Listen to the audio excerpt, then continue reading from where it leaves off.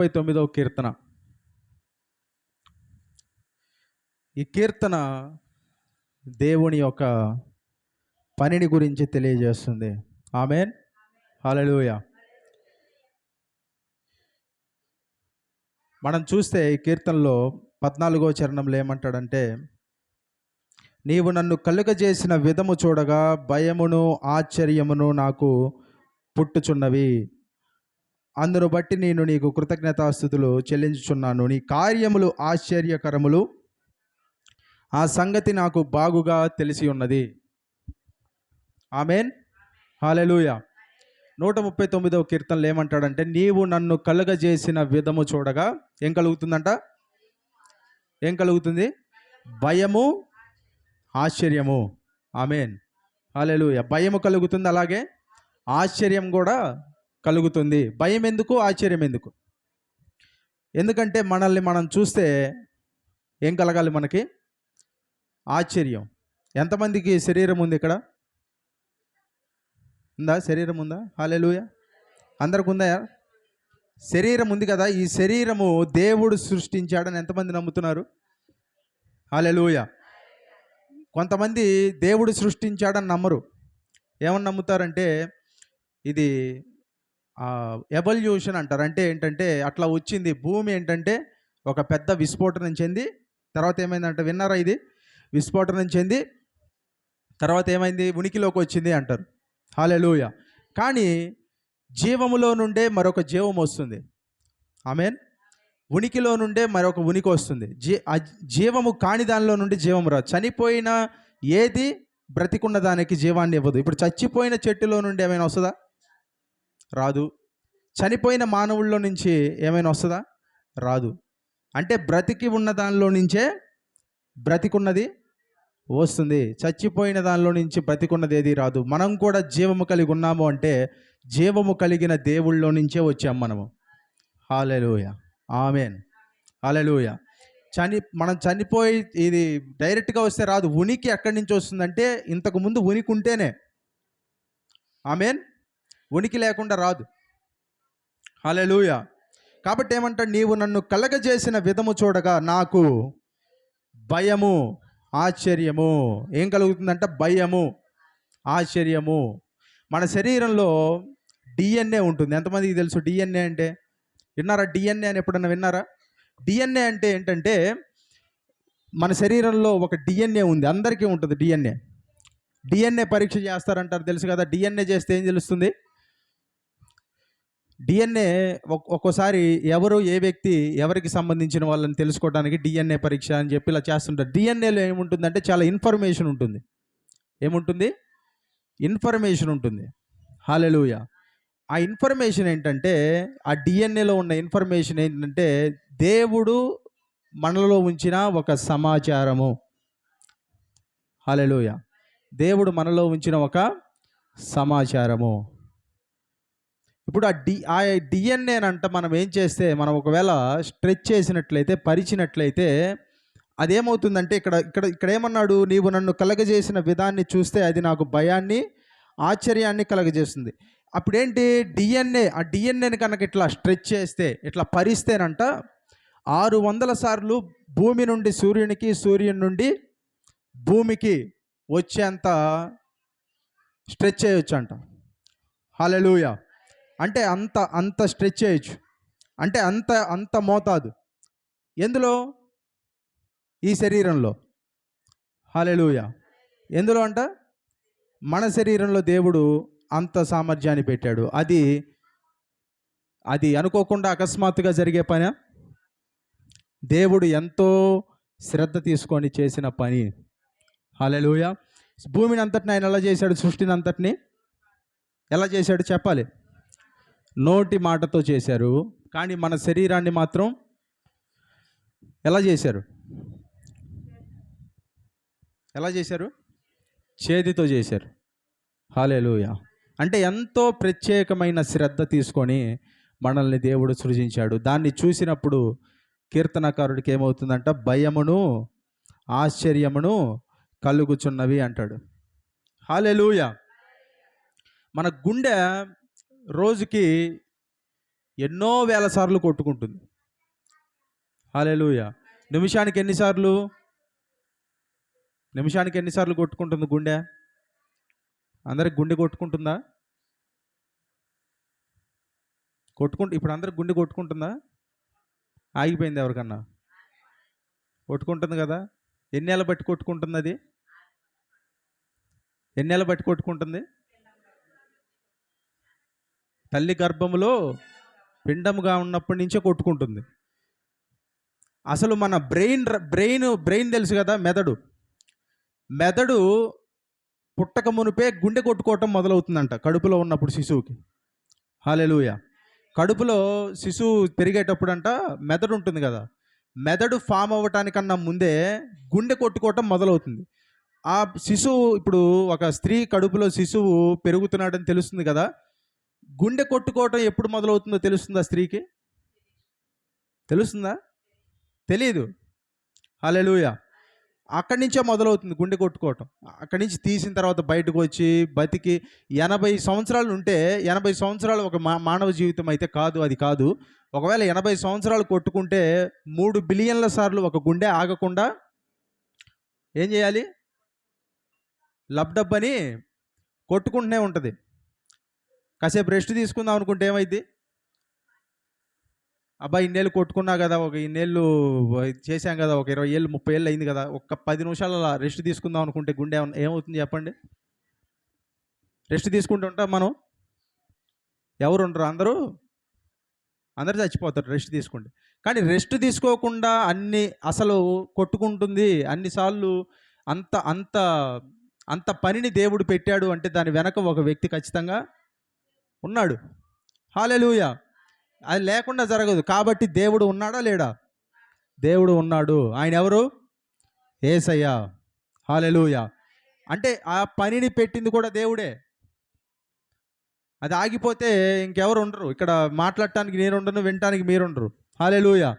మనందరి గుండె కొట్టుకోవటానికి ఆ యొక్క జీవాన్ని, ఆ ఉనికినిచ్చింది ఎవరంటే దేవుడే. హల్లెలూయా. శ్వాస పీలుస్తున్నారా మీరు? రోజుకి ఎన్ని వేల సార్లు శ్వాస పీలుస్తారు మీరు? 22,000 సార్లు పీలుస్తాడు ఒక సాధారణమైన మానవుడు. శ్వాస రోగం దీనికి సంబంధించిన వాళ్ళు ఎన్నిసార్లు పీలుస్తారని అడగండి, నాకు కూడా తెలియదు. ఎన్నిసార్లు తీస్తాడంట శ్వాస మానవుడు? 22,000 సార్లు. అంటే 22,000 సార్లు అంటే నమ్మశక్యంగా ఉందా?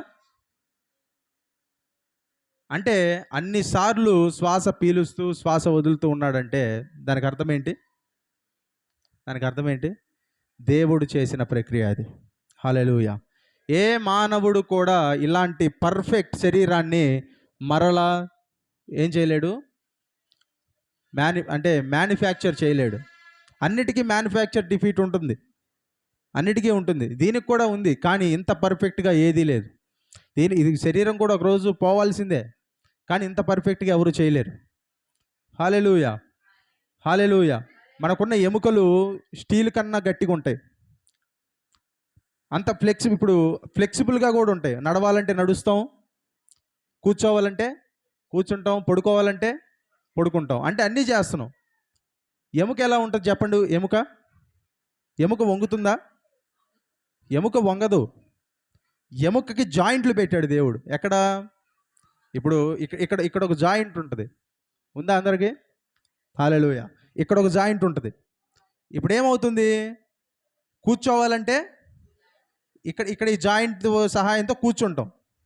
ఇప్పుడు తీసుకోవాలి, ఇట్లా చెయ్యి ముడవాలంటే ముడుస్తున్నాం. దేనికి ముడుస్తున్నాం? ఇక్కడ ఏముంది? హల్లెలూయా. అంతేగాని దీని అంటే ఇది ఈ ఎముక వేరే, ఈ ఎముక వేరే. ఆమేన్. అంటే దేవుడు ఏం చేశాడు? ఫ్లెక్సిబుల్గా చేశాడు మన శరీరాన్ని. హల్లెలూయా. అంటే పోయిన వారం కూడా చెప్తూ మనం సృష్టి గురించి మాట్లాడుతుంటే దేవుని జ్ఞానాన్ని చూసాము. ఆమేన్. హల్లెలూయా. భూమి మీద ఎంత అనువైన రీతిని సృష్టించాడంటే మానవుడు నివసించడానికి గొప్ప సృష్టిని దేవుడు చేశాడు. హల్లెలూయా. భూమి మీద ఆక్సిజన్ శాతం ఎంత ఉందంటే 20% ఉంది. ఇది సైన్స్ క్లాస్ కాదు, కానీ వినండి, దేవుడి గురించే ఇదంతా. ఆమేన్. దేవుడు చేసిన గొప్ప సృష్టి గురించి. హల్లెలూయా. భూమి మీద ఆక్సిజన్ ఎంత ఉంటుందంటే శాతం 20% ఉంటుంది. 20% కన్నా కొంచెం పెరిగితే ఏమవుతుంది తెలుసా? ఏమవుతుంది తెలుసా? మొత్తం నిప్పు అంటుకుపోతుంది. మనకు అర్థమయ్యే భాషలో చెబుతాను. ఏమవుతుంది? ఇప్పుడు ఆక్సిజన్ ఉండాల్సిన దానికన్నా ఎక్కువ ఉంటే ఏమవుతుందంటే, కొంచెము చిన్న వేడి తగిలినా ఏమవుతుంది? నిప్పు మంటలు అంటుకుపోతాయి. ఇప్పుడు ఉండాల్సిన దానికన్నా తక్కువ ఉంటే, 20 కన్నా కొద్దిగా తక్కువ ఉంటే, 20 కన్నా కొద్దిగా తక్కువ ఉంటే ఊపిరాడక చచ్చిపోతారు. అంటే 20% కన్నా కొద్దిగా ఎక్కువ ఉంటే ఏమవుతుందంట? అంతా అగ్నిమయం. తక్కువ ఉంటే ఊపిరాడదు, సఫోకేషన్ అయిపోతుంది. ఊపిరాడక పోతారు. అంటే కరెక్ట్గా అంతే ఉండాలని పెట్టింది ఎవరు? దేవుడే. హల్లెలూయా. అంటే అంత పర్ఫెక్ట్గా చేశాడు ఆయన. ఇదంతా చూస్తే దావీదుకి ఏమనిపిస్తుందంటే 14లో అన్నాడు, నీవు నన్ను కలుగజేసిన విధము చూడగా నాకు భయమును ఆశ్చర్యమును నాకు పుట్టుచున్నవి, అందును బట్టి నేను నీకు కృతజ్ఞతాస్తుతులు చెల్లించుచున్నాను. హల్లెలూయా. ఇంకా ఏమంటాడంటే పైన, నా అంతరంద్రియములను నీవే కలగజేసితివి, నా తల్లి గర్భమందు నన్ను నిర్మించిన వాడవు నీవే. అంతరింద్రియాలను ఎవరు చేశారు? దేవుడే. స్పేర్ పార్ట్స్ కూడా ఉన్నాయి దేవుడి దగ్గర. హల్లెలూయా. అంటే ఎవరికన్నా లోపల ఉన్న భాగాలు, అంతర్భాగాలు పాడైపోతే దాన్ని మార్చగలిగిన కెపాసిటీ ఎవరికి ఉంది? దేవుడికి ఉంది. మారుస్తాడా దేవుడు? హల్లెలూయా. ఇప్పుడు ఏదన్నా ఒక వస్తువు మనం తెచ్చి పెట్టుకుంటే అందులో ఒక వస్తువు పోతే ఆ వస్తువును మార్చేది ఎవరు? మళ్ళీ తెచ్చినోడు, ఆ చేసినోడు ఎవరైతే మనం కొనుక్కున్నామో అతని దగ్గరికి తీసుకెళ్తే మారుస్తాడా? మారుస్తాడు కదా. మరి ఇప్పుడు దేవుడు మీ శరీరంలో సరే పర్ఫెక్ట్దే ఇచ్చాడు, కానీ మనం అపరిపూర్ణమైన లోకంలో ఉన్నాం, పడిపోయిన లోకంలో ఉన్నాం. ఈ పాపం వల్ల వచ్చేదంతా మన మీద ఉంది ప్రభావం. దానివల్ల రోగాలు అన్నీ ఉన్నాయి. ఇప్పుడు పాడైతే ఎవరు ఇవ్వాలి దాన్ని? ఇప్పుడు కిడ్నీ పాడైంది, కొత్త కిడ్నీ ఇవ్వడా దేవుడు? చెప్పాలి. ఇవ్వడా? చెప్పట్లేదు, చాలామంది నమ్మట్లేదు మీరు దేవుడు ఇస్తాడని. హల్లెలూయా. గుండె పాడైంది, కొత్త గుండె ఇవ్వడా? హల్లెలూయా. ఇస్తాడు ఆయన. హల్లెలూయా. కొంతమందికి రక్తంలో కూడా ఇన్ఫెక్షన్ ఉందంట, సాక్ష్యాల్లో చెప్తారు. ఆ రక్తాన్ని కూడా మార్చేశాడంట దేవుడు. హల్లెలూయా. అంటే మొత్తాన్ని, అంటే ఇన్ఫెక్షన్నే తీసేశాడు ఆయన. ఇంకొంతమంది కిడ్నీ సమస్య ఉన్న వాళ్ళకి డాక్టర్లు అన్నారంట, ఇక ఇది వల్ల పడదు, ఇది అయిపోయింది అన్నారంట. కానీ దేవుడు ఏం చేశాడు? కిడ్నీనే మార్చేశాడు ఆయన. హల్లెలూయా. ఈ రోజున మీ శరీరంలో కూడా ఏదైనా పార్ట్ బాగోపోతే అక్కడ కొత్త పార్ట్ వస్తుంది ఈరోజు. హల్లెలూయా. హల్లెలూయా. కిడ్నీ బాగోపోతే కిడ్నీ వస్తుంది మీకు కొత్తది. ఎంతమంది నమ్ముతున్నారు? నేను నమ్ముతున్నా మీతో. హల్లెలూయా. గుండె బాగోపోతే కొత్త గుండె వస్తుంది మీకు. ఆ గుండెని బాగు చేస్తాడు దేవుడు, ఎందుకంటే God has many spare parts. Hallelujah. దేవుడి దగ్గర స్పేర్ పార్ట్స్ ఉన్నాయి, మీరు తీసుకోవాలంతే. ఒకసారి కీర్తన 105:37 చూడండి. మనం ఇక్కడికి వద్దాం మరలి. దేవుడు ఎంత అద్భుతమైన దేవుడు అనేది చెప్తున్నాడు. 105:37 కీర్తన.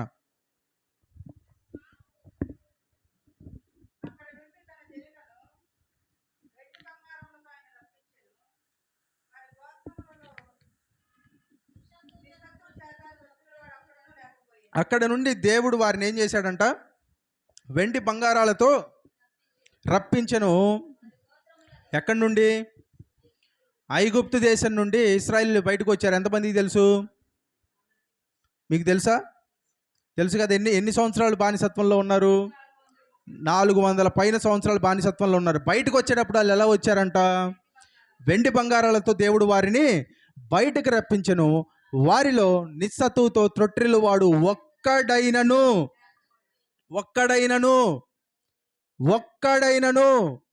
లేకపోయెను. హల్లెలూయా. ఎన్ని లక్షల మంది ఉన్నారు ఇశ్రాయేలీలు? ఎన్ని లక్షల మంది ఉన్నారు?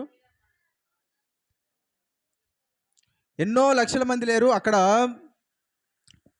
బయలుదేరిన పురుషుల సంఖ్య ఎంతమంది అంటాడు? 6 లక్షలు. అంటే ఇంకా పిల్లలు ఉంటారా? ముసలి వాళ్ళు ఉంటారా? ఉండరా? ఉంటారు. ఇప్పుడు ఒక 30 మంది ఇక్కడ ఉంటే 30 మందిలో నీకే రోగం ఉందమ్మా, నీకే సమస్య ఉందమ్మా అంటే ఒకళ్ళే 100 చెప్తారు. కానీ అన్ని లక్షల మందిలో ఒక్క రోగం కూడా లేదంట. ఇక్కడ మనిషికి వచ్చి 100 రోగాలు ఉంటాయి, అక్కడ లక్షల మందిలో ఒక్క రోగం కూడా లేదు. అక్కడ ఏమంటాడు, నిస్సత్తువుతో త్రొట్రిల్లు వాడు ఒక్కడు కూడా లేడు. అసలు అన్ని లక్షల మందిలో ఒక్కడు కూడా లేకపోవటం ఏంటి? అసలు అన్ని లక్షల మందిలో ఒక్కడు కూడా రోగం లేకుండా ఉంటాడా?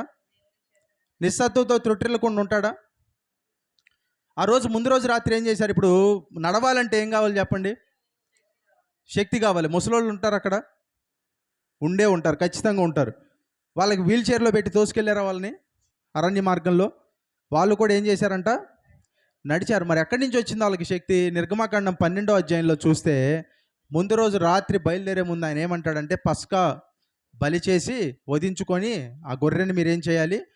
తినాలి. తిన్న తర్వాత ఏం చేయాలి? తర్వాత రోజు పొద్దున్నే మీరు బయలుదేరాలి. అంటే ఎక్కడి నుంచి వచ్చింది? దేవుడు ఏం చెప్తాడు? ఆ గొర్రె అంతర్భాగాన్ని కూడా ఏం చేయమంటాడు? నేను వాక్యం చూపి ఇట్లా టైం అయిపోతుందని తినమంటాడు. నిర్గమాకాండం 12వ అధ్యాయంలో ఉంటుంది. అంతర్భాగంలో ఏముంటాయి చెప్పండి? గుండె, ఇంకా లివరు, ఇంకా అంతర్భాగాలు, పేగులు అన్నీ ఉంటాయి కదా, వాటిని కూడా తినాలి. కోడిని తినేటప్పుడు ఏం తింటారు? అన్నీ తింటారా? జాయింట్ తింటారుగా. ఇంకా రకరకాల లివర్ అంటారు, అవి అంటారు, ఆ కాయ కొట్టి ఇది కొట్టి అంటారు, అన్నీ కొట్టించుకొని శుభ్రంగా తింటారు. అంటే లోపల ఉన్నవి కూడా తింటారు, వదిలేరు ఎవరు. అట్లాగే దాన్ని కూడా ఏమంటే అంతర్భాగాలు కూడా ఏం చేయమన్నాడు దేవుడు? వాళ్ళని తినమన్నాడు. ఎందుకు తినమన్నాడు తెలుసా?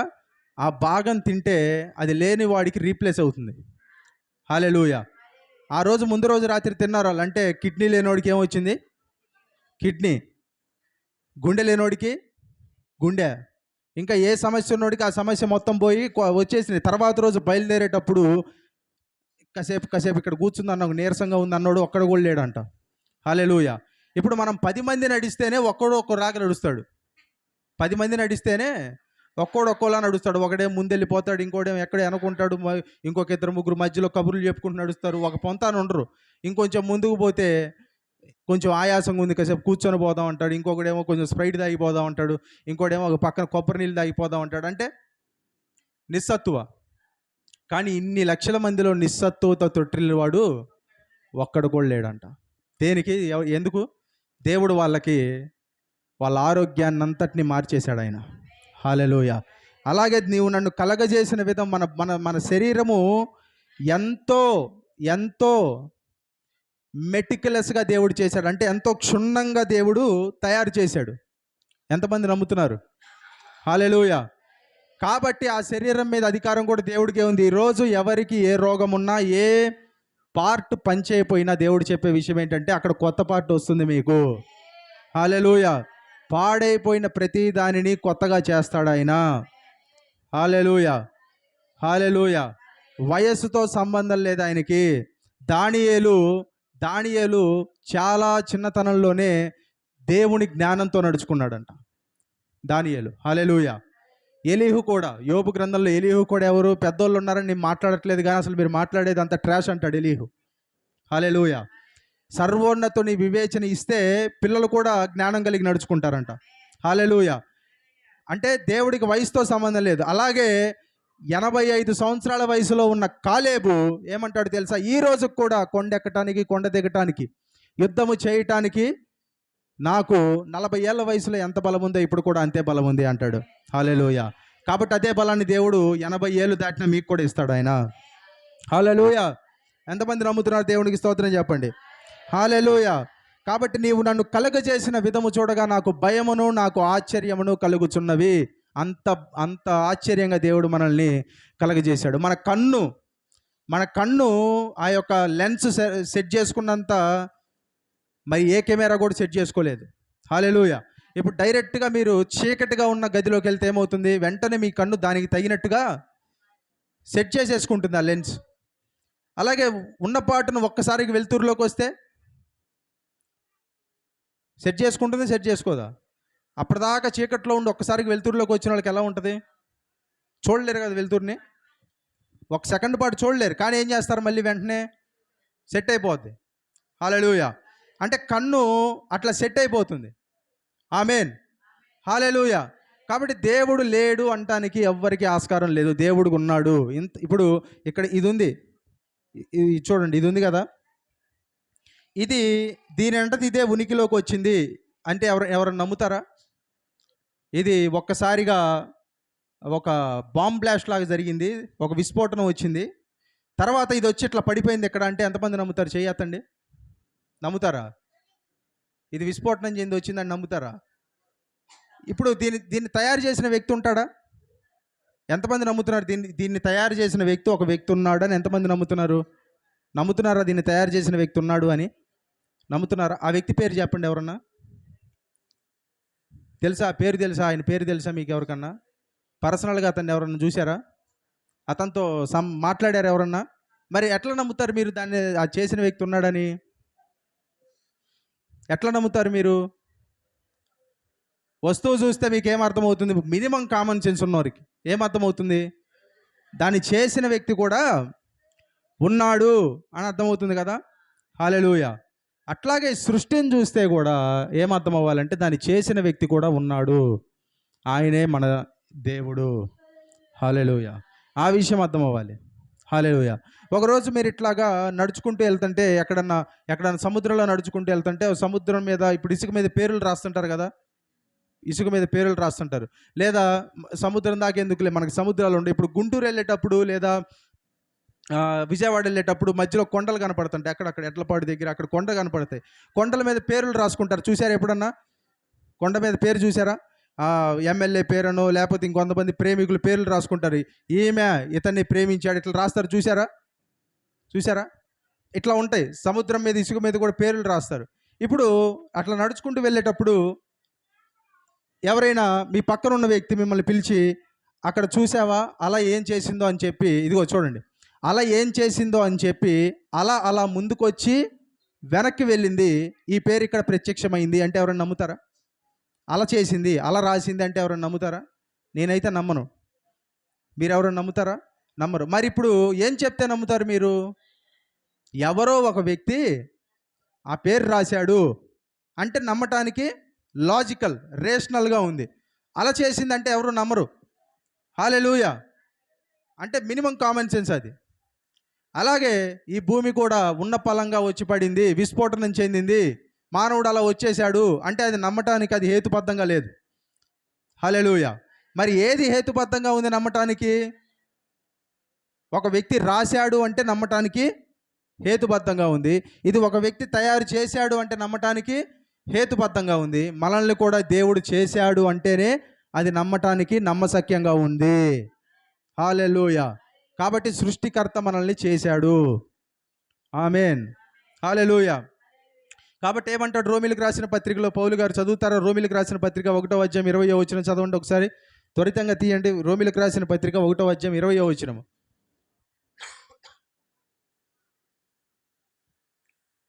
రోమీలకు రాసిన పత్రిక 1:20. ఆయన అదృశ్య లక్షణములు అనగా ఆయన నిత్యశక్తియు దేవత్వమును జగతుత్పత్తి మొదలుకొని సృష్టించబడిన వస్తువులను ఆలోచించుట వలన, చూడండి, జగతుత్పత్తి మొదలుకొని సృష్టించబడిన వస్తువులను జాగ్రత్తగా ఆలోచించడం వలన ఏమవుతుందంట? తేటపరచబడుచున్నవి కదా. అంటే ఏమేమి సృష్టించబడ్డాయి చూడండి. మీరు పుట్టక ముందు నుంచి ఉన్నవి ఏమున్నాయి ఈ భూమి మీద? ఆకాశము, భూమి, సముద్రాలు, నక్షత్రాలు, ఇంకా చెట్లు, చేమలు, ఇంకా అన్నీ ఉన్నాయి కదా. వీటన్నిటిని కూర్చొని జాగ్రత్తగా ఆలోచిస్తే దేవుని దేవత్వము, అలాగే ఆయన నిత్యశక్తి, ఆయన అదృశ్య లక్షణాలన్నీ అర్థమవుతాయి, తేటపరచబడతాయి. అంటే వీటి వెనక దేవుడు ఖచ్చితంగా ఉన్నాడు అని అర్థమవుతాయి. తేటపరచబడుచున్నవి కదా. కనుక వారు నిరత్తరులై ఉన్నాడు. అంటే దేవుడు లేడు లేడు లేడు అని చెప్పే వాళ్ళందరికీ నిరత్తరులు. అంటే నిరత్తరులు అంటే ఎలా చెప్పాలి? నిరత్తరులు అంటే ఇంకా ఏ కారణం లేని వాళ్ళు అయి ఉన్నారు. అంటే దేవుడు లేడు అని తిరస్కరించడానికి కారణం లేకుండా ఉన్నారు.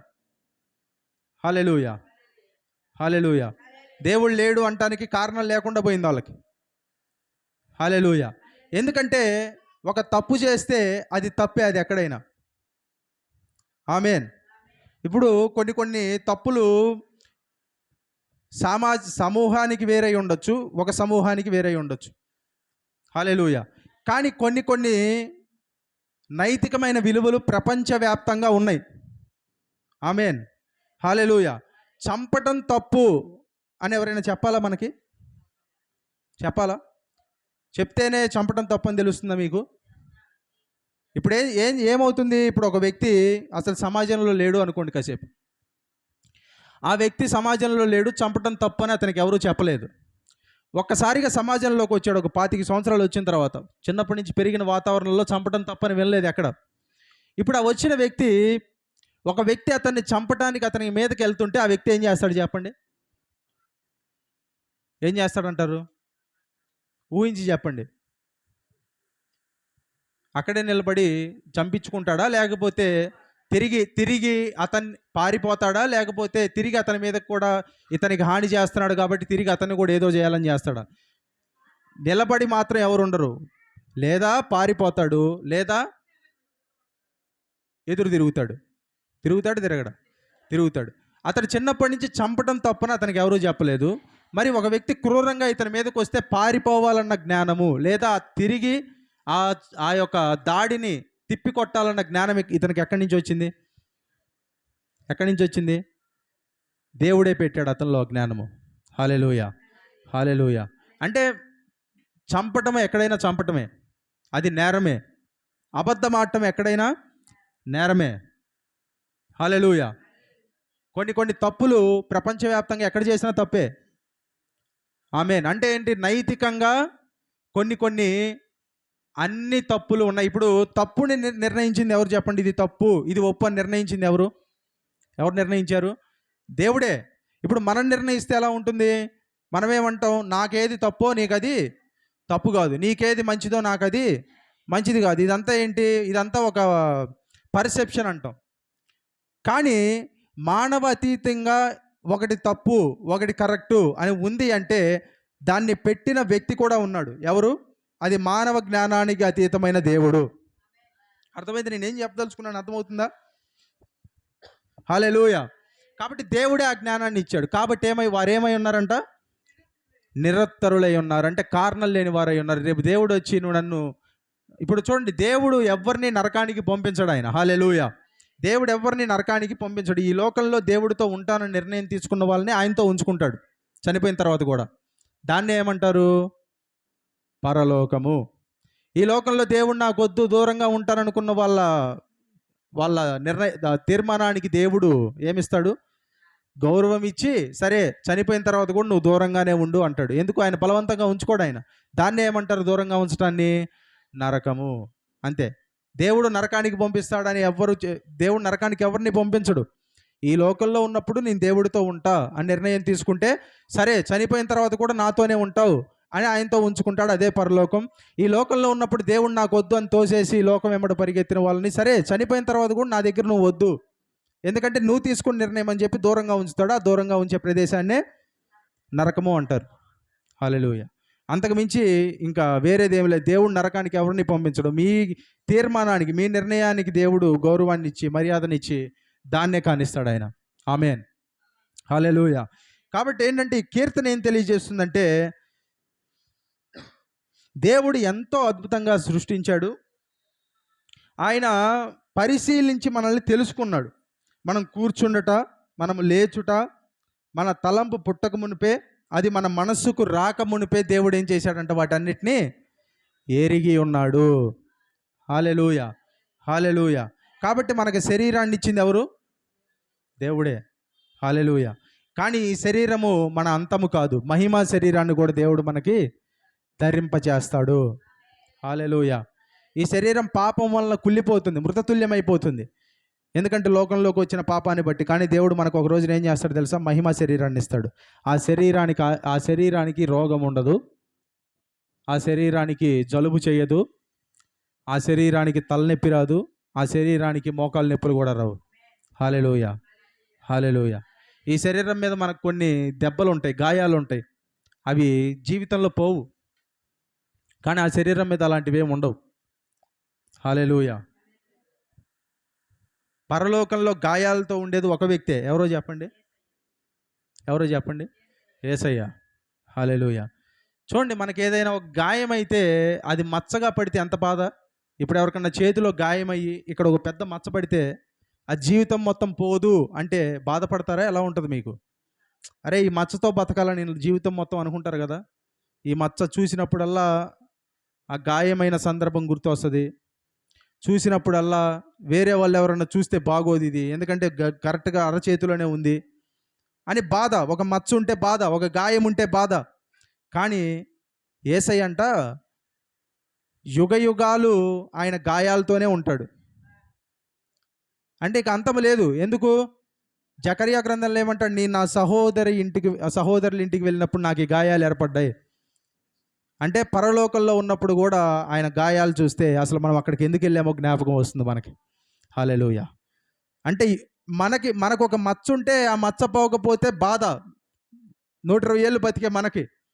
కానీ ఆయన గాయాలతోనే, ఆయన గాయాలు తీసేసుకోవాలంటే తీసేసుకుంటాడు. కానీ ఆయన చనిపోయి తిరిగి లేచి పునరుద్ధరణ అయిన తర్వాత శిష్యుల దగ్గరికి వెళ్ళినప్పుడు ఆయన ఏం చూపిస్తాడు చెప్పండి? తోమా అంటాడు, ఏమంటాడు? నేను ఆయన గాయాల్లో చేతులు పెడితేనే కానీ నేను నమ్మను. పునరుద్ధరణ అయిన యేసయ్య మహిమ శరీరంతో ఉన్న యేసయ్య తోమా దగ్గరికి వెళ్ళి ఏమంటాడు? చెయ్యి చాచి, తోమా ఏమంటాడు? నీ చెయ్యి ఉంచి అపనమ్మిక గాక నమ్మిక గలవాడవై విశ్వాసం ఉంచు అంటాడు. అంటే ఏముంది? యేసు ప్రభు తిరిగి లేచిన శరీరానికి కూడా గాయం ఉందా లేదా? ఉంది. అదే గాయంతో ఉంటాడు ఆయన పరలోకంలో మనతో పాటు. హల్లెలూయా. హల్లెలూయా. ఇప్పుడు మనం ఈ లోకంలో ఉన్నప్పుడు పాపం చేసినప్పుడు కూడా దేవుడు ఏమంటాడు తెలుసా? యోహాను పత్రిక 1వ పత్రిక 2వ అధ్యాయంలో ఏమంటాడు? నా చిన్నపిల్లలారా మీరు పాపము చేయకుండాటకై నేను ఈ సంగతులను మీకు రాయిచున్నాను. మీలో ఎవడైనా పాపము చేసిన యెడల తండ్రి యొద్ద ఉత్తరవాది మనకున్నాడు. ఆయనే మన పాపములకు శాంతికరమై ఉన్నాడు. మన పాపములకు మాత్రమే కాదు, సర్వలోకమునకు శాంతికరమై ఉన్నాడు. అంటే ఉత్తరవాది అంటే అడ్వకేట్. అడ్వకేట్ ఏం చేస్తాడు? వాదిస్తాడు కదా. అంటే తండ్రి దగ్గర ఉన్నాడు ఆయన. తండ్రి దగ్గర ఉండి ఏం చేస్తాడంటే ఎవరైనా పాపం చేస్తే తండ్రి దగ్గర మనకు ఒక ఉత్తరవాది ఏం చేస్తాడంటే తండ్రికి గాయం చూపించి అతని పాపముల కొరకైన వెల నేను చెల్లించానని చెప్తాడు ఆయన. హల్లెలూయా. అంటే శిక్ష మన మీదకు రాకుండా చూస్తాడు ఆయన. హల్లెలూయా. దేవుడికి తెలుసు పాపాలని క్షమించేశాడు ఆయన. యుగ యుగాలు ఆయన గాయాలు మనల్ని చూసి, ఆ గాయాలు చూస్తూ ఆయన ప్రేమను స్మరిస్తూనే ఉంటాం మనం పరలోకంలో. హల్లెలూయా. హల్లెలూయా. ఆయన గాయాలే మన ప్రేమ గుర్తులు. ఆమేన్. గాయం ఉండటం తప్పు కాదు. ఎందుకంటే ప్రతి గాయము ఏం తెలియజేస్తుందంటే నువ్వు వెళ్ళొచ్చిన యుద్ధాన్ని నీకు జ్ఞాపకం చేస్తుంది. నువ్వు యుద్ధంలోకి వెళ్ళి చచ్చిపోకుండా బయటకు వచ్చావనటానికి తీపి గుర్తే నీ గాయము. హల్లెలూయా. చాలామందికి గాయం ఉంటుంది, చాలామందికి మచ్చలు ఒంట్లో అప్పుడప్పుడు పడిన గాయాలు అవన్నీ ఉంటాయి. అవి పోవు, ఎప్పటికీ పోవు అవి. అంటే పోవంటే దాని అర్థం ఏంటి? అది చూసిన ప్రతిసారి నీకేం గుర్తొస్తుంది తెలుసా? నేను వెళ్ళాను, గాయాలు తగిలినాయి, కానీ ఆ గాయాలు నన్ను చంపలేదు. ఈ గాయాల్లో నుండి కూడా నేను బయటకు వచ్చాను. హల్లెలూయా. అంటే గాయము చూసిన ప్రతిసారి మీరు ఈ గాయము పోలేదే అని బాధపడకూడదు. ఈ గాయము నన్ను చంపలేదు, ఈ గాయము నన్నేమీ చేయలేదు, ఈ గాయము నా మీద అజమాయిషీ చేయలేకపోయింది అని మీరు జ్ఞాపకం చేసుకోవాలి. హల్లెలూయా. హల్లెలూయా. కాబట్టి ఎవరికైనా ఎక్కడైనా గాయం ఉంటే దాంతోనే బతకటం నేర్చుకుందాం. ఎందుకంటే అది శాపము కాదు. దేవుడు నీ జీవితంలో ఎన్ని గాయాలు ఏర్పడినా నిన్ను బతికించాడు అంటానికి ఒక గుర్తు అది. హల్లెలూయా. హల్లెలూయా. కాబట్టి దేవుడు యేసయ్య తన మహిమా శరీరంలో ఆయన ఇంకా గాయాలు ఉన్నాయి. మనకు కూడా ఏమిస్తాడంటే మహిమా శరీరాన్ని ఇస్తాడు. అందులో ఇందాక చెప్పాం, ఏముండదు? రోగం ఉండదు, జలుబు ఉండదు, తలనొప్పి ఉండదు, మోకాళ్ళ నొప్పులు ఉండవు, ఇంకా మీకు ఇప్పుడు ఏది ఉందో అది కూడా ఉండదు. ఏ సమస్యలు ఉన్నాయో శరీరంలో, ఏ రోగం ఉందో అవేమీ ఉండవు. పర్ఫెక్ట్ శరీరాన్ని దేవుడు మీకు అందరికీ అనుగ్రహిస్తాడు. హల్లెలూయా. కాబట్టి మన శరీరము అంతా, మన మనస్సు దేవుణ్ణి తృణీకరించవచ్చు, కానీ మన శరీరం అంతా సృష్టికర్త కోసం కేకలు వేస్తుంది. ఎందుకంటే మన శరీరం అంతా దేవుని వేలిముద్రలే ఉన్నాయి. ఈ లోకంలో ఉన్న నాస్తికులు, ఇంకా వేరు వేరు మతాలకు సంబంధించిన వాళ్ళు, వేరు వేరు విశ్వాసాలు కలిగి ఉన్నోళ్ళు అందరూ అటు పరిగెత్తి ఇటు పరిగెత్తి దేవుడు లేడని వాళ్ళ జ్ఞానంతో తిరస్కరించి వ్యర్థమైన వాదనలోకి దిగొచ్చు. కానీ ఒక పక్క వాళ్ళ శరీరం దేనికోసం కేకలు వేస్తుందంటే, తమను సృష్టించిన సృష్టికర్త కోసం వాళ్ళ శరీరంలో ఉన్న ప్రతి ఒక్క భాగము అలుపు లేకుండా కేకలు వేస్తూనే ఉంది. హల్లెలూయా. అలుపు లేకుండా. ఎందుకంటే ప్రతి ఒక్కరు దేవుడు లేడు దేవుడు లేడు అంటారు, కానీ వాళ్ళు లేడు లేడు అన్నసారి ప్రతిసారి ఏం చెప్తున్నారంటే దేవుడు దేవుడు అని కూడా చెప్తున్నారు వాళ్ళు. హల్లెలూయా. దేవుడు మన జీవితంలో ఎంత ఇమిడిపోయాడు అంటే, మనము తృణీకరిస్తున్నాము అనుకున్న వాళ్ళు కూడా తృణీకరించలేనంత ఇమిడిపోయాడు దేవుడు మన జీవితాల్లో. హల్లెలూయా. ఆయన మన జీవితాల్లో అంతగా ఉన్నాడు. మన కుటుంబాల్లో కూడా వస్తాడు ఆయన. మన జీవితాల్లోకి, వ్యక్తిగత జీవితంలోకి అన్ని ఏరియాలని పట్టుకుంటాడు ఆయన. God is a personal being, not just some theological or lectural being. అంటే ఆయన వచ్చేదో ఒక ప్రొఫెసర్ లాగా ఇక్కడ నిలబడి మాట్లాడ్డా ఆయన ఒక తండ్రిలాగా మాట్లాడతాడు ఆయన, ఒక ప్రేమించే ప్రేమికుల్లాగా మాట్లాడతాడు ఆయన, ఒక సహోదరులాగా మాట్లాడతాడు ఆయన. Hallelujah. God is so personal. అంటే దేవుడు ఎంతో వ్యక్తిగతమైన సంబంధం కలిగి ఉండాలని ఆశపడేటటువంటి దేవుడు ఆయన. హల్లెలూయా. మీరు మాట్లాడితే వినాలని కోరుకుంటే దేవుడు ఆయన. మీరు మాట్లాడటానికి నోరు తెరిచే ముందే పరలోకం మొత్తం చెవులు నిక్కరించుకొని వినేంత ప్రేమ కలిగిన దేవుడు ఆయన. హల్లెలూయా. హల్లెలూయా. మీరు ఎప్పుడైతే ఆయన నుంచి దూరంగా వెళ్ళిపోతారో బాధపడే దేవుడు ఆయన. మీరు ఎప్పుడైతే తిరిగి ఆయన దగ్గరికి వస్తారో కౌగిలించుకొని హత్తుకునే దేవుడు ఆయన. మీరు ఎంత మురికి కలిగి ఉన్నా, మీ దగ్గర నుంచి ఎంత దుర్వాసన వస్తుందా, మీ మెడ మీద పడి మిమ్మల్ని ముద్దు పెట్టుకునేంత ప్రేమ కలిగిన దేవుడు మన తండ్రి. హల్లెలూయా. కాబట్టి ఆయన ఒక పర్సనల్ బీయింగ్. కేవలం ఒక లెక్చరర్ లాగో, ఒక ప్రొఫెసర్ లాగో, ఒక సీరియస్గా పెట్టి మనం చెప్తాంగా దేవుడు అట్లా లేడు ఆయన. అంటే దేవుడి గురించి మనం డిస్కస్ ఒక పెద్ద వాళ్ళు, జ్ఞానం కలిగిన వాళ్ళు, బాగా జ్ఞానం ఉన్న వాళ్ళు డిస్కస్ చేసి అంత సీరియస్గా ఉండడు దేవుడు. దేవుడు ఎంతో ఆప్యాయంగా మిమ్మల్ని హత్తుకునే దేవుడు. ఆమేన్. హల్లెలూయా. పిల్లలతో కలిసి నవ్వుతాడు ఆయన, పెద్దలతో కలిసి ఏడుస్తాడు ఆయన. ఆమేన్. హల్లెలూయా. ఆయన యేసయ్య తండ్రిని వ్యక్తపరిచాడు. ఎట్లా వ్యక్తపరిచాడు ఆయన? యేసయ్య తండ్రిని ఎట్లా వ్యక్తపరిచాడు? యేసయ్యకున్న బ్లెండ్ ఎవరికి లేదు. యేసయ్య రేర్ అనమాట. ఎట్లాగా?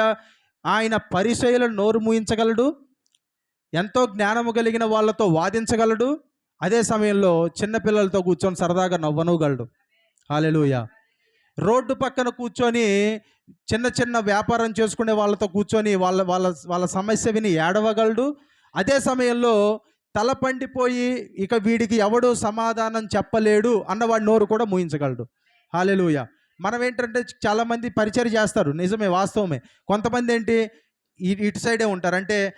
అంటే బాగా తల పండిపోతే ఏంటి, జ్ఞానం వచ్చేస్తే ఇటుపక్క ఆత్మకార్యాలు లేవు, పరిశుద్ధాత్ముడు ఇవన్నీ కాదు అని చెప్పి ఇటు వెళ్ళిపోతారు. ఇంకొంతమంది ఇటు వచ్చేస్తే అదంతా గర్వానికి దారి తీస్తుందని ఇటు వెళ్ళిపోతారు. కానీ యేసయ్య అట్లా కాదు. యేసయ్య ఎప్పుడు ఒక పక్కన తీసుకోడు ఆయన. యేసయ్య సర్వ సమృద్ధి కలిగిన దేవుడు. హల్లెలూయా. యేసయ్యని కలిగిన వాళ్ళు కూడా అలాగే ఉంటారు, మనం కూడా అలాగే ఉంటాము. ఒకరోజు భాషల్లో మాట్లాడి ఇక్కడ పడి దొర్లుతామేమో, రెండో రోజు జ్ఞానులతో కూడా మాట్లాడగలుగుతాం. ఒకరోజు జ్ఞానులతో మాట్లాడే శక్తిని దేవుడు మనకిస్తాడేమో, రెండో రోజు పరిశుద్ధాత్మ వరాలతో కదిలే శక్తిని కూడా దేవుడు మనకిస్తాడు. ఒకదానికి మనల్ని కృషించుకుపోయేటట్టు దేవుడు చెయ్యడు. హల్లెలూయా. వాక్యంలో లోతుల్లోకి వెళ్ళే జ్ఞానాన్ని ఇస్తాడు, భాషల్లో మాట్లాడుతూ స్వస్థపరిచి ప్రవచించే వరాలని ఇస్తాడు, అలాగే గొప్ప గొప్ప జ్ఞానులతో మాట్లాడి వాళ్ళని కూడా యేసు దగ్గరికి నడిపించగలిగిన సామర్థ్యాన్ని ఇస్తాడు. హల్లెలూయా. ఏదో ఒక పక్కన దేవుడు, ఏదో ఒక కోవలో మనల్ని దేవుడు ఉంచడు, కానీ యేసయ్య నడిచిన పరిపూర్ణతలోనే దేవుడు మనల్ని కూడా నడిపిస్తాడు. హల్లెలూయా. అదే పరిపూర్ణతతో దేవుడు మనల్ని కూడా నడిపిస్తాడు, మన సంఘాన్ని నడిపిస్తాడు. హల్లెలూయా. నమ్ముతున్న వాళ్ళు దేవునికి బిగ్గరగా స్తోత్రం చెప్పండి, బిగ్గరగా చెప్పండి. హల్లెలూయా. కాబట్టి మన శరీరం అంతా దేవుని కొరకు ఎంత వ్యాకులత చెందుతుందో. ఎంతోమంది దేవుడు లేడు అంటారే, కానీ దేవుడి వేలి ముద్రలన్నీ ఉన్నాయి మన శరీరం మీద. హల్లెలూయా. మనకున్న వేలి ముద్ర ఒక్కొక్కరికి ఇంకొకటి ఉండదు. ఒకరికున్నది ఇంకొకరికి ఉండదు.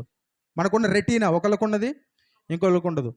హల్లెలూయా. అంటే ఎంత ప్రత్యేకంగా చేశాడు చూడండి దేవుడు మనల్ని. ఆమేన్. ఎంత ప్రత్యేకంగా చేశాడు దేవుడు మనల్ని. హల్లెలూయా. కాబట్టి మన శరీరం అంతా దేవుని కొరకు తృష్ణ కలిగి ఉన్నది. ఎంతోమంది దేవుడి కొరకు సత్యాన్వేషణ అని చెప్పి ఎంతోమంది సంవత్సరాలుగా కష్టపడి కనిపెట్టకుండా చచ్చిపోయిన వాళ్ళు ఉన్నారు. మనం కనిపెట్టాము, మనం కనిపెట్టలే. దేవుడు మనల్ని కనిపెట్టి మనకి యేసుక్రీస్తు ద్వారా ప్రత్యక్షతను బయలుపరిచాడు దేవుడు. హల్లెలూయా. అంత గొప్ప రక్షణ దేవుడు మనకు దయచేశాడు. హల్లెలూయా. కాబట్టి మన శరీరము దేవుడిచ్చిన గొప్ప, మన శరీరాన్ని మనం గమనిస్తే దేవుడు ఉన్నాడన్న విషయం మనకు ఖచ్చితంగా ఏమవుతుందండి, అర్థమైపోతుంది. కానీ ఈ శరీరంతో కూడా ఒక సమస్య ఉంది. ఏంటంటే మనం పాపం చేసిన తర్వాత, ఆదాం పాపం చేసిన తర్వాత ఈ శరీరము పడిపోయిన శరీరం, ఇది పడిపోయిన లోకంలో ఉంది. అంటే we are in the fallen creation right now. పడిపోయిన లోకంలో ఉన్నాం కాబట్టి మన శరీరం ఏం చేస్తుందంటే పాపానికి మనల్ని దారితీస్తుంది. కానీ మనం నమ్మాల్సింది ఏంటంటే అందరికన్నా ఈ లోకంలో దేవుణ్ణి నమ్మాలి. హల్లెలూయా. హల్లెలూయా. ఎవరిని నమ్మటానికి అవకాశం లేదు, దేవుణ్ణి నమ్మాలి. హల్లెలూయా. బైబిల్లో మధ్య వచనంలో ఏమంటాడు తెలుసా? యెహోవా రాజులను ఆశ్రయించు కంటే యెహోవాను ఆశ్రయించుట మేలు, మనుషులను నమ్ముకొనుట కంటే యెహోవాను నమ్ముకొనుట మేలు. బైబిల్లో మధ్య వచనం అది. ఎంతమందికి తెలుసా ఆ విషయం? హల్లెలూయా. మధ్య వచనం అది. అంటే ఏం చెప్తున్నాడు సెంట్రల్గా అంటే దేవుణ్ణి నమ్ముకోవాలి. హల్లెలూయా.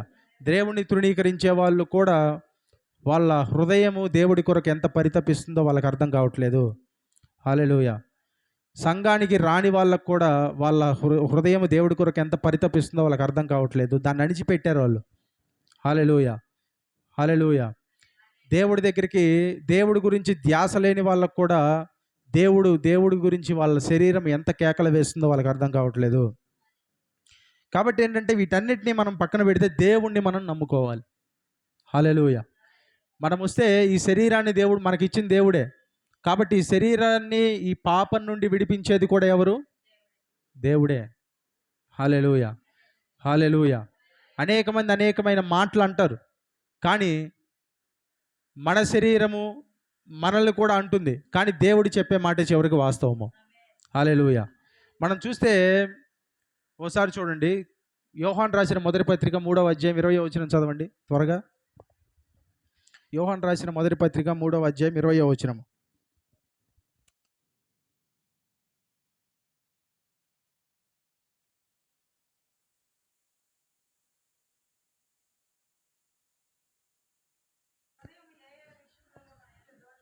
దేవుడు మన హృదయము కంటే, చూడండి, దేవుడే చేశాడు మనల్ని, కానీ మన శరీరాన్ని చేసిన దేవుడు ఎవరంట? మన హృదయాన్ని చేసిన దేవుడు ఎవరు? మన హృదయం కంటే అధికుడు. చెప్పండి, నా హృదయం కంటే అధికుడు. హల్లెలూయా. మన హృదయము కంటే అధికుడై, చదవండి, మన హృదయం కంటే అధికుడై, నెక్స్ట్ సమస్తమును ఎరిగి ఉన్నాడు. అంటే మన హృదయానికి ఏం తెలియదు? కొన్ని విషయాలు తెలియదు నిజంగా. కానీ హృదయాన్ని చేసిన దేవుడికి, అధికుడై ఉన్న దేవుడికి అన్ని విషయాలు ఎరిగి ఉన్నాడు కనుక మన హృదయము ఏ ఏ విషయముల్లో మన మీద నేరారోపణ, దోషారోపణ చేయును, ఆయా విషయములలో ఆయన ఎదుట మన హృదయములను సమ్మతి పరుచుకొందుము. అంటే దేవుడికి మీ హృదయానికి తెలిసిన దానికన్నా ఎక్కువ తెలుసు. మన హృదయం మన మీద అప్పుడప్పుడు ఏం చేస్తుంది? దోషారోపణ చేస్తుంది. కానీ దేవుని ఎదుట మనం ఏం చేస్తామంటే సమ్మతి పరుచుకుంటాం. అంటే అది దోషారోపణ చేసే ప్రతిదీ వాస్తవము కాదు. హల్లెలూయా. ఒకసారి ఆలోచించండి, ఒక స్త్రీని తీసుకొని వచ్చారు ఎక్కడికి? యోహాను సువార్త 8వ అధ్యాయంలో ఒక స్త్రీని తీసుకొని వచ్చి ఏం చేశారంట? ఆమెను మధ్యను నిలవబెట్టి, ఎక్కడ మధ్యను అనే పదం ఉంటుంది అక్కడ, ఎక్కడ నిలబెట్టారు? మధ్యను. మధ్యనంటే అందరి దృష్టి ఎక్కడ ఉంటుంది? మధ్యలో నిలబెట్టారు. అందరి దృష్టి ఆమె మీద ఉంటుంది. ఆమె పాపం చేస్తుంటే తీసుకొని వచ్చారు. మధ్యలో నిలవబెట్టి ఏమంటారు? యేసయ్య పొద్దున్నే వెళ్ళి బోధించడానికి కూర్చున్నాడు ఆయన. వాళ్ళు మధ్యలో నిలవబెట్టి ఏమంటారంటే, ఈమె వ్యభిచారమందు పట్టబడింది. మోషే ధర్మశాస్త్రం ఏం చెప్తుందంటే రాళ్లతో కొట్టమని చెప్తుంది. నువ్వేం చెప్తావు మరి అని చెప్పి ఆయన అడుగుతారు. అక్కడికి వచ్చిన వాళ్ళందరూ ఎవరంట మళ్ళీ? చిన్నపిల్లలు మొదలుకొని పెద్దవారి వరకు. ఎవరు? చిన్నపిల్లలు మొదలుకొని పెద్దవారి వరకు. అంటే చిన్నపిల్లలు కూడా ఏం తెచ్చారు? రాళ్ళు తెచ్చారు చిన్నపిల్లలు కూడా. అంటే చిన్నపిల్లోడికి కూడా నూరిపోశారు రాళ్ళు పెట్టి కొట్టి చంపేయాలని. చిన్నపిల్లలు కూడా రాళ్ళు తెచ్చారు. రాళ్ళు తెచ్చి ఆమెను మధ్యలో నిలవబెట్టి ఆమెను ఇలా మాట్లాడుతుంటే ఆమె అంతరంగంలో ఏముండొచ్చు అంటే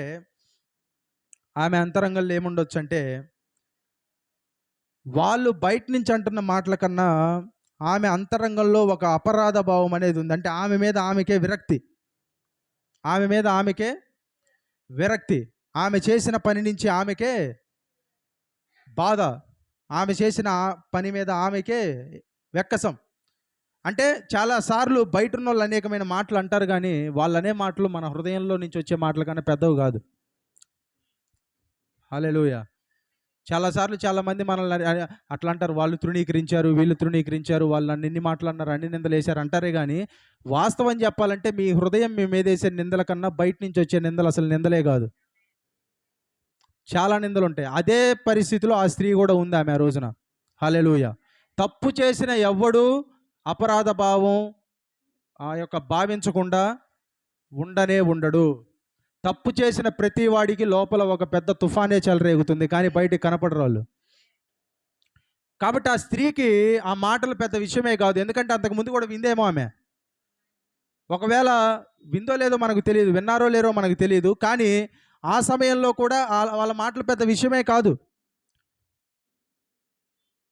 కానీ మతం ఏం చేసిందంటే, పరిసయ్యులు ఏం చేశారంటే రాళ్ళు తీసుకున్నారు ఆమెను కొట్టడానికి. ఒక పక్క బయట నుంచి ఒత్తిడి, ఇంకో పక్క లోపల మనకు కూడా లోపల పరిసయ్యుడు ఉంటాడు రోజు. Inner Pharisee. We all have the inner Pharisee. అంటే మనకు కూడా లోపల పరిసయ్యుడు ఉంటాడు. యేసు ప్రభువుని నమ్మిన తర్వాత కూడా ఏదైనా ఒక తప్పు జరగంగానే నీ పని అయిపోయింది, ఇక నువ్వు పనికిరావు, ఇక దేవుడు నీ మీద కోప్పడుతున్నాడు, ఇక నువ్వు దేవుడి నుంచి దూరంగా వెళ్ళిపో, ఇంకెక్కడి నుంచి దేవుడు నిన్ను క్షమించడు, ఇంకెక్కడి నుంచి నీ పని అయిపోయినట్లే, లోపల నుంచి వస్తుంటాయి స్వరాలు. అవి పెద్ద బాధ మనిషికి. ఇప్పుడు యేసు ప్రభు లేచి ఏమంటాడంటే, మతం ఏం చేసిందంటే రాళ్లతో కొట్టడానికి రాళ్ళు తీసుకుంది, కానీ యేసయ్య ఏం చేశాడంటే ఆ రాళ్ళని సైతము పక్కన పడేసేంత ప్రేమ చూపించాడు ఆయన. హల్లెలూయా. ఆయన లేచి ఏమండు, నీలో మొదట ఎవడైతే పాపం లేనోడు ఉంటాడో వాడు రాయేయండి అంటారు. పక్కన రాళ్ళు ఎందుకు పడేసి అంటారు వాళ్ళందరూ? పరిసయ్యులు కదా, గొప్ప గొప్ప స్క్రిప్చర్స్ అంటే వాక్యాన్ని బాగా తిప్పి చెప్తారు కదా. అంటే వాళ్ళలో పాపం చేయకుండా బతికినోడు ఒక్కడు కూడా లేడు. ఎందుకంటే వాళ్ళ హృదయంకి వాళ్ళ గురించి తెలుసు. అందరి హృదయాలకి అందరి గురించి తెలుసు, ఎవరు చెప్పాల్సిన అవసరంలో. హల్లెలూయా. ఇప్పుడు వచ్చేసి మీరు పాపం చేశారని గట్టిగా అరిచి మైకి పగలాల్సిన అవసరంలో. మీ గురించి మీకు తెలిసినంతకంటే మీ పక్కన ఉన్న వ్యక్తికి కూడా తెలియదు. హల్లెలూయా. మీతో 24 గంటలు ఉన్న వ్యక్తులకు కూడా తెలియదు. చాలాసార్లు కొంతమంది మాట్లాడతారు, నేను ఎంత ఎదవనో నాకు మాత్రమే తెలుసు అంటారు. కొంతమంది నాకు కూడా తెలియదు అంటారు, నేను ఎంత ఎదవనో నాకు కూడా తెలియదు అంటారు. అంటే ఎవరు ఎంత దుర్మార్గులో, ఎవరు హృదయంలో ఎన్ని ఆలోచనలు నడిచినాయో, ఎవరు ఎంతమందిని హత్య చేయాలని కూడా పథకం వేసి ఆ పథకం చెల్లలేదో. కొంతమంది చంపేశారు, కానీ చంపకుండా పథకాలు వేసి ఆ పథకం చెల్లని వాళ్ళు ఎంతమంది ఉంటారంటారు ప్రపంచంలో? వీడిని చంపేయాలని పథకం బన్ని కుదరక చంపని వాళ్ళు ఉండుంటారా? ఖచ్చితంగా ఉంటారు. ఏదో ఒక పాపం చేయాలని చెప్పి తలంచుకొని ఇతనితో ఎవరు పాపం చేయడానికి సిద్ధంగా లేరని పాపం చేయకుండా ఉన్నోళ్ళు ఉండుంటారా? ఖచ్చితంగా ఉంటారు. కొంతమంది పాపం చేయాలని సిద్ధపడతారు, కానీ వీళ్ళతో పాపం చేయడానికి ఎవరు ఉండరు. పాపం అంటే ఏంటి? ఎవరు ఎలాంటి పరిస్థితిలో ఉన్నారో వాళ్ళకి తెలుసు, దేవుడికి తెలుసు, మనకు కూడా తెలియదు. హల్లెలూయా. కాబట్టి ఆమె బయట నుంచి వచ్చిన మాటల కంటే లోపల ఆమెకి రేగిన తుఫాను ఉంది కదా. బయట నుంచి వచ్చిన వాళ్ళని ఏదో ఒకటి చెప్పి పంపించవచ్చు, కానీ లోపల ఉన్న దాన్ని ఎవరు ఆపుతారు? ఎవరన్నా ఆపుతారా? ఎవ్వరు ఆపలేరు. కానీ దేవుడు మన హృదయముల కంటే అధికుడై మన హృదయము ఏ విషయంలో దోషారోపణ చేయునో ఆ విషయములన్నిటితో మనం ఏం చేస్తామంటే దేవునితో సమ్మతి పరచుకుందాము. హల్లెలూయా. మన హృదయం మన మీద దోషారోపణ మోపినా అది చెల్లదు. హల్లెలూయా. ఎందుకు చెల్లదు అంటే యేసయ్య ఆ పాపానికి రావాల్సిన శిక్షని ఆయన భరించాడు. హల్లెలూయా. ఈరోజు పాపం అందుకే ఆయన ఏమంటాడు, ఆయన లేచి, అమ్మా ఎవరు నిన్ను ఖండించలేదా, అయితే మంచిదే వెళ్ళిపోవాలా. ఆయన ఏమంటాడు, నేను కూడా నిన్ను శిక్షించను, ఇక నువ్వు వెళ్ళి పాపము చేయకుము. హల్లెలూయా.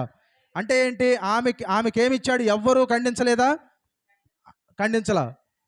ఇప్పుడు దేవుడు ఏమంటాడంటే ఎవ్వరూ ఖండించలేదు కదా, నీ హృదయంలో రేగుతున్న ఆ ప్రశ్నలు ఉన్నాయి కదా, వాటికి సమాధానం ఏంటంటే నేను కూడా నిన్ను ఖండించను. హల్లెలూయా. ఈ రోజున మీ హృదయం మీద మీ మీద దోషారోపణ చేస్తుంది. ఎప్పుడో 10 ఏళ్ల క్రితం చేసిన పాపం, 20 ఏళ్ల క్రితం చేసిన పాపం, అది ఇప్పటికీ కొంతమందిని తరుముతూనే ఉంటుంది. ఎవరో ఒక చాలా మంది వ్యక్తులు బయటికి వెళ్తే చాలా చాలా చెప్తుంటారు. ఆ వ్యక్తులు తమ గత జీవితంలో ఎలా గడిపారో, గత జీవితంలో హత్యలు చేసిన వాళ్ళు, ఇంకా రకరకాలైన పాపాల్లో ఉన్నవాళ్ళు, ఆ కుటుంబాలని కూడా నాశనం చేసిన వాళ్ళు, వీళ్ళు ఉంటారు కదా. వాళ్ళు ఎలా బతుకుతారు మరి? పైకి నవ్వుతూనే ఉంటారు, లోపల లోపల వాళ్ళు పడుతున్న బాధ ఎవడికి తెలియదు. కానీ దేవుడు ఏం చేస్తాడంటే దాన్ని మొత్తాన్ని మార్చేయడు. కానీ దేవుడు ఏం చేస్తాడంటే నువ్వు చేసింది తప్పే, కానీ దేవుడు ఏం చేస్తాడంటే ఆ ఆ అపరాధ భావాన్ని తొలగించి కొత్త హృదయాన్ని ఆయన ఇస్తాడు. హల్లెలూయా. హల్లెలూయా. సువార్త ఏ రకంగా పనిచేస్తుందంటే, ఏ వ్యక్తులనైతే నువ్వు క్రైస్తవ్యం కోసం చంపావో అదే వ్యక్తులు పరలోకంలో నీ కొరకు ఎదురు చూస్తూ ఉంటారు. పౌలు గారు ఏం చేశారంట, అంతకుముందు సౌలుగా ఉన్నప్పుడు క్రైస్తవుల్ని చంపాడు. ఇప్పుడు పరలోకంలో ఉన్న క్రైస్తవులు ఏం చనిపోయి వెళ్ళేసరికి అదే సౌలు కోసం ఎదురు చూస్తుంటారు అక్కడ. అంత గొప్ప సేవ కింద చేసి వచ్చాడు. సువార్త అలాగ పనిచేస్తుంది. హల్లెలూయా. హల్లెలూయా. చంపారని అక్కడ కక్ష ఉండదు. ఇప్పుడు అక్కడ ఒక గ్రూప్ ఫామ్ అవరు, సౌలు చేత చంపబడిన సంఘము అని చెప్పి అక్కడ గ్రూప్ పెట్టుకొని రాని ఇతన్ని పైకి అని ఎవరు ఉండరు. హల్లెలూయా. అతను పైకి వెళ్ళినప్పుడు వాళ్ళే ముందెళ్తారంట ఆహ్వానించడానికి. హల్లెలూయా. సువార్త ఆ రీతిగా పనిచేస్తుంది. సువార్త మార్చినన్ని జీవితాలు ఈ ప్రపంచంలో ఏది మార్చలేదు. హల్లెలూయా.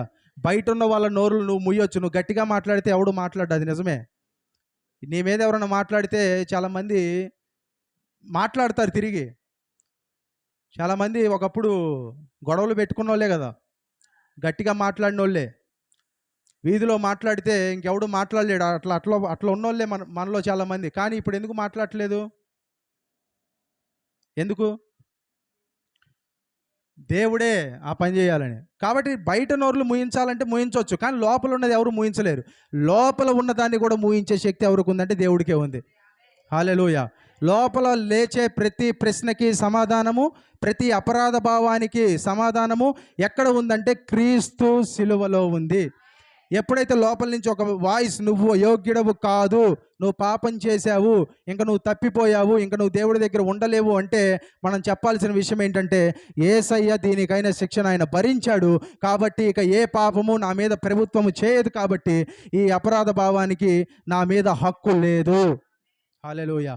అప్పుడు ఏం చేస్తుందంటే మీ హృదయానికి శాంతి సమాధానం. అప్పుడు యేసయ్య ఆమెతో అంటాడు, ఎవరు నిన్ను ఖండించలేదమ్మా, నేను కూడా నిన్ను ఖండించను, ఇక నువ్వు వెళ్ళి పాపము చేయకుము. కాబట్టి దేవుడు మనతో చెబుతున్న విషయం ఏంటంటే మన హృదయంలో లేచే ప్రతి అపరాధ భావానికి, మన హృదయంలో లేచే ప్రతి తుఫానికి, నేను యోగ్యుడను కాను అని అనుకునే ప్రతి దానికి సమాధానం ఎవరంటే నేను నిన్ను ఖండించను అని చెప్పిన యేసు. హల్లెలూయా. ప్రార్థన